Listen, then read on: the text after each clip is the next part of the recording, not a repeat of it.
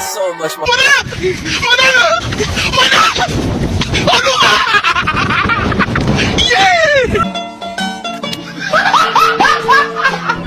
Are you ready, kids? Aye, aye, Captain! I can't hear you. Aye, aye, Captain! Oh! What's the design on right now? Dirty time, bring it back, make it clean. Got that dirty old thoughts, new block, learn that thing. Bitches on the line, and you know.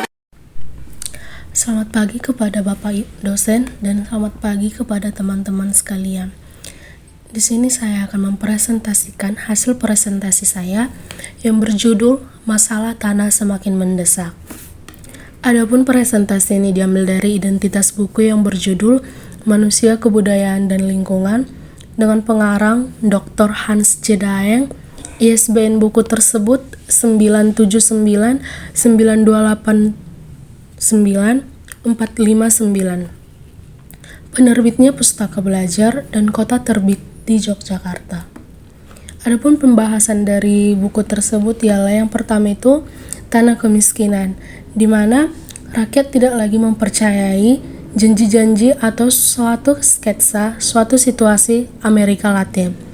Keadaan penduduk di Amerika Latin memprihatinkan, berdesak-desakan dalam gubuk-gubuk papan. Pemukiman yang dengan jelas memperlihatkan kesengsaraan hidup secara umum disebut Canturon de Miseria atau sabuk kesengsaraan. Para buruh tani berdiam dalam borak-borak dan perkampungan milik landlords atau tuan rumah. Yang kedua itu menuju keadilan. Dua dasawarsa telah berlaku sejak Undang-Undang Nomor 5 Tahun 1960 dikumandangkan. Undang-Undang Pokok Agraria bertujuan untuk menghilangkan dualisme di antara hukum-hukum tanah. Yang kedua itu, Undang-Undang PA berpedoman pada hukum adat sebagai sumber hukum rakyat. Ketiga, tujuannya indah, tetapi praktis, tinggal nama, terutama pasca G30 SPKI. Dan yang keempat itu, masalah tanah memang mendesak dan rakyat semakin menyadari bahwa bagi mereka, tanah adalah segala-segalanya. Yang ketiga, keluar Jawa.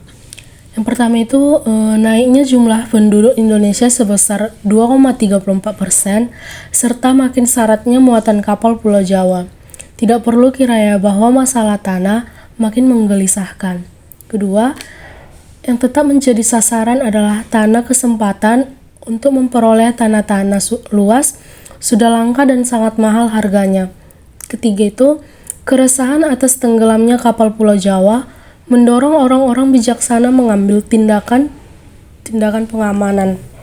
Dan yang terakhir itu di bagian luar Jawa ini ada modal ditanam di berbagai kegiatan membeli tanah di luar Jawa atau dalam berbagai usaha yang nantinya memungkinkan mereka menikmati lembayung petang menghilang perlahan seirama munculnya maghrib hidupnya. Yang keempat itu mengenai seruan simpatik, di mana seruan simpatik ini pada pasal 2 ayat 4 Undang-Undang PA tahun 1960 tentang Peraturan Dasar Pokok-Pokok Agraria atau Lembaran Negara Nomor 104 tahun 1960 telah ditentukan bahwa hak menguasai tanah atas dari negara pelaksananya dapat dikuasakan kepada daerah-daerah swantara dan masyarakat hukum adat. Yang kedua itu di Aceh. Menteri Dalam Negeri Amir Mahmud mengatakan sebagai berikut, untuk memenuhi kebutuhan akan tanah, berbagai proyek pembangunan pemerintah terpaksa membebaskan tanah milik rakyat. Yang terakhir, sebagian besar kehidupan manusia tidak terpisahkan dari tanah.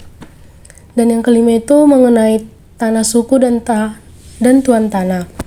Tanah suku adalah tanah yang menjadi milik bersama suatu suku, dikuasai suatu suku, yaitu kelompok manusia yang antara sesamanya ada atau dibayangkan ada dan terjalin atau pernah terjalin suatu hubungan genealogis. Kedua itu terdapat tuan tanah adalah tokoh penentu dalam memulai upacara-upacara. Dialah yang harus mengawali dan yang lain akan berpaling kepadanya serta mengikuti tindakannya.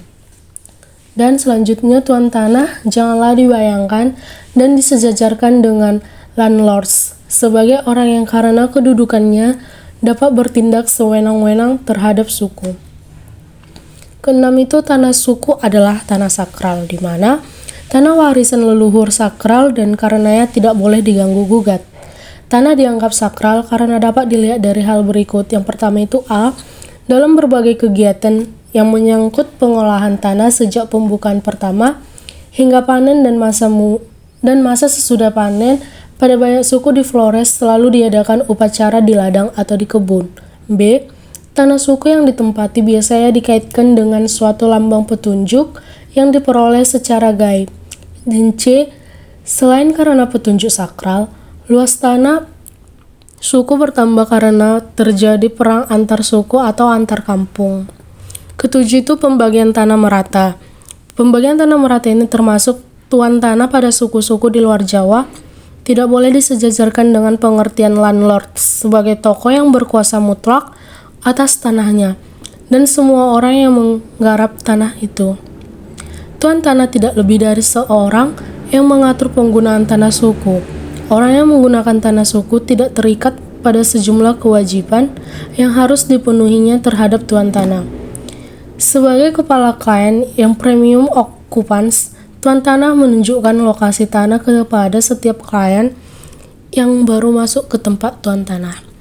Tanah dapat diberikan hak pakai kepada anggota klien yang belum memiliki tanah.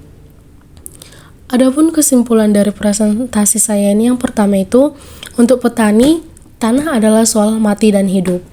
Dalam melaksanakan kebijaksanaan yang menyangkut tanah, hendaknya tata aturan tanah masyarakat setempat benar-benar turut diperhatikan dan digunakan.